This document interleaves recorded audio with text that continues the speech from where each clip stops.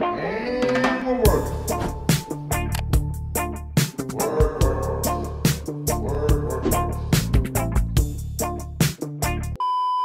All right, welcome back. Hope you're having a good day. A Ficus Microcarpa. I'm going to work on this guy today. Before I get started, I just mentioned a couple things. I've been trying to catch up with some other YouTube guys.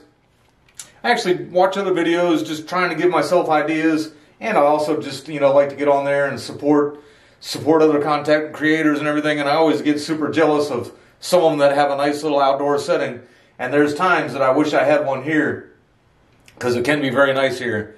But today it is 94 outside with a feels like 106.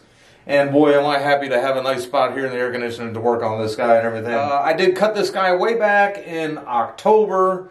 There is a video for that. And then in November I came back and I actually experimented around with some really close-up shots with the, I figured out the 4K in the camera, which I still use, but the close-up work was a little too much work and it didn't really explain anything more.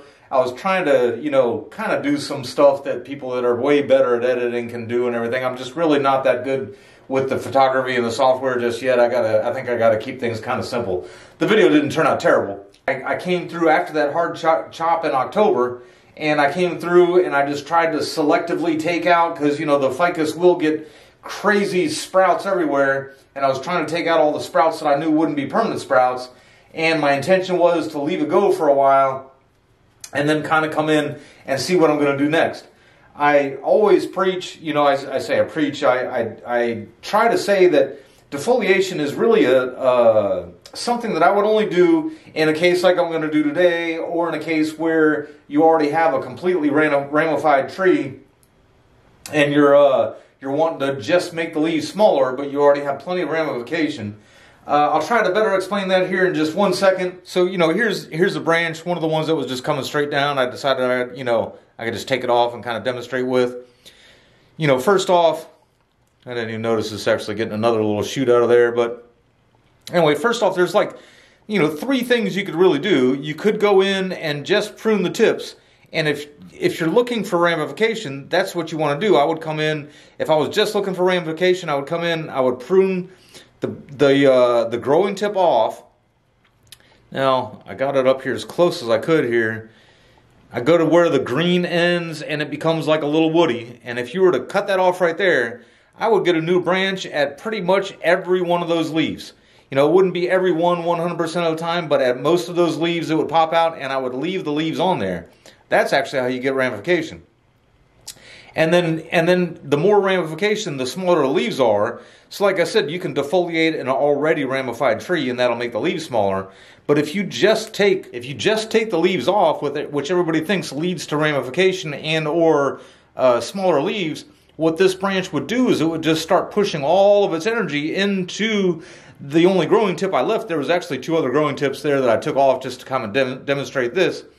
But when it loses all of its growing tips, it produces a chemical that tells the tree to grow more buds. If you leave the end on, that will just keep pushing out. It'll get bigger leaves. You'll have a couple sprouts or 2 back here because now you're getting sunlight and air and everything on there, and every one of those nodes is capable of pushing a branch. But if you cut this off and actually leave the leaves, that produces a lot more. Now, usually what I do is I defoliate and prune. So my goal today is going to be to go in and I'm going to defoliate everything, but also as I go, take off any obvious branch that needs to go. And then I got 2 end goals for the day. Either I'm just going to let it go for a little while, and because there'll be nothing left but the growing tips, it really should start pushing out a bunch of growth, or I'm going to go ahead and wire it today. But I think my idea is that I'm going to do this, and then I'm going to let those, the branches that I actually wanted to develop, let them kind of grow out a little more. They'll stay flexible because I left the growing tips, and prune and wire it at that point. I'm guessing probably, 30 days from now, maybe 45 days from now, something like that. It is going to be a ton of work. I'm going to go section by section. So what I'm going to do, there's a main branch here, one that almost just seems to be an aerial root, and then this guy here. All right, so that is just that little section. I did notice that one's going straight up. That one's going straight up. And then this branch here is growing into that pad, and that's a much better formed pad than this one was anyway, so went ahead and took that out. And then just got a little bit of crotch growth down here. Still can't see it all that great, but I did work that wound with the Dremel a little bit. Anyway, I'm going to go ahead and go around the top, and this will be about the lowest branch that I actually consider the top, so I'll hit this one. Alright, so there's another section, and that one was coming straight up, and that one straight down. And sometimes as I go here, I also do this. You know, when you break the bond, and I know some of you have heard me break my trees and everything when I try to put the wire on, but when you break that bond now, that causes more cellular growth, which causes more growth, more thickening, but also just kind of keeps it flexible. So I usually do try to do that as I go along. Alright, let's do this section now. Alright, and there is that section there. Got some straight down growth. Got one popping straight up.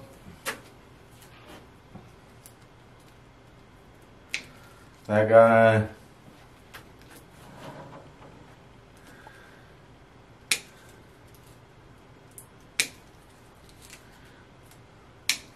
I'll go ahead and work my way around the apex here and go ahead and hit this group here. Right, and there's another section down.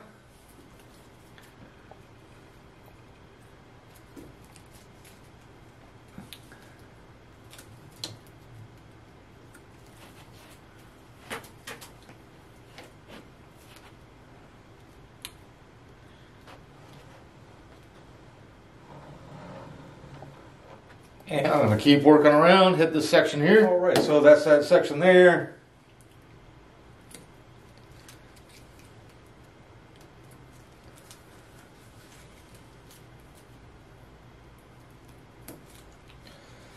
I was actually giving some real thought to keeping that group, but I decided just in the interest is kind of getting out of the profile there a little bit. And then also this really long one here, it's a decent branch, but I'm going to cut it back to the last live branch there, in that I didn't really want to prune much today as far as just pruning it back, but in the interest of taper and everything, that was a long piece with no taper, and I'd like to keep it kind of uniform around here. That one's got to go.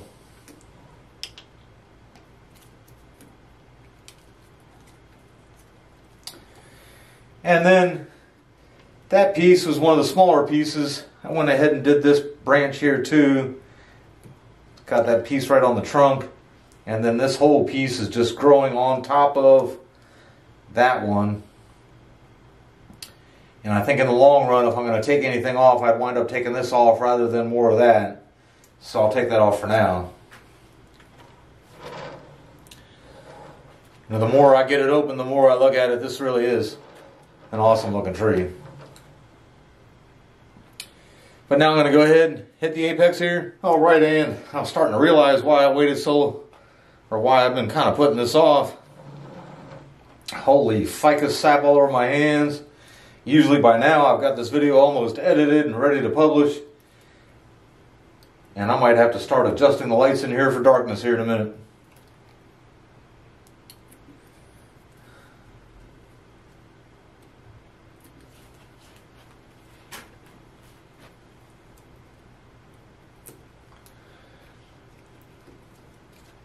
Thought about leaving that there. It's not in a horrible spot, but it is just kind of growing right over into that other pad there. So I'm going to have to take it off.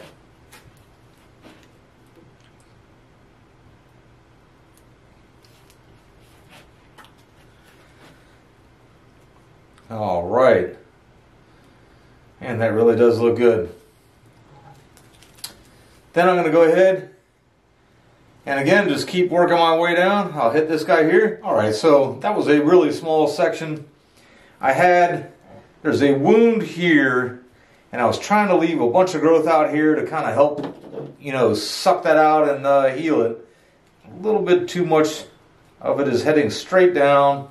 again, sometimes with the traditional bonsai, you know, styles or whatever, it's hard to fit a tropical in there.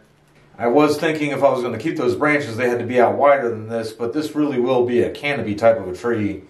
I do want to leave some of this growth just because I don't want to create any new scars or anything like that.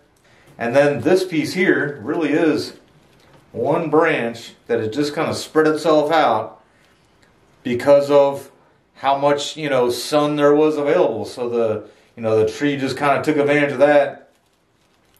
So that'll be the next section I hit there, is that section there. It's a big one. All right, and just about getting done. Some of these spots, don't really know why I was letting that go so much straight in there like that. Almost into the substrate there, because even if it had started forming some aerial roots and stuff, that would have ruined the view of the trunk. So I don't know why I was holding on to that. And then this piece here is almost growing back into itself too.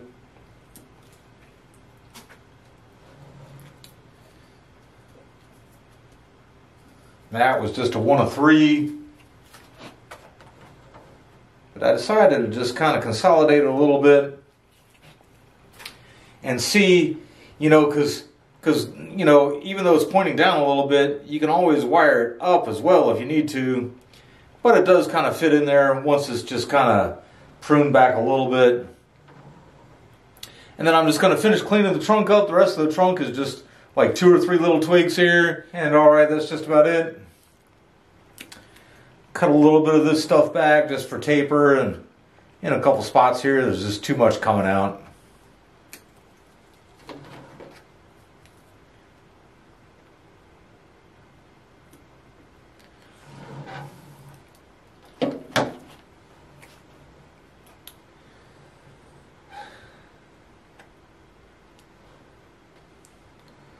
Really is amazing what these ficus can do. This aerial root here actually, you know, kind of droops down and comes through here up to, you know, this branch, that branch there, and that's like almost half that branch's thickness. And then there's another aerial root coming out there, wrapping around that way. I know a lot of people really don't like the crossing aerial roots and crooked aerial roots, but this is the way it would naturally happen. I can only imagine if you could have had a progression picture as this thing kind of just sat. But I think earlier I'd said something about maybe 30 to 45 days. I should be coming in and wiring it. I know when I wire it, I want to make sure that it's like built up plenty of energy. If all of these have pushed out another leaf or 2 or something like that quickly, I may do it that soon. But again, it's one of those things too where I know it's going to take me a lot of time, because I'll be going in and doing maybe a little more, or definitely a little more branch selection, and just getting wire on as close to every branch as I can.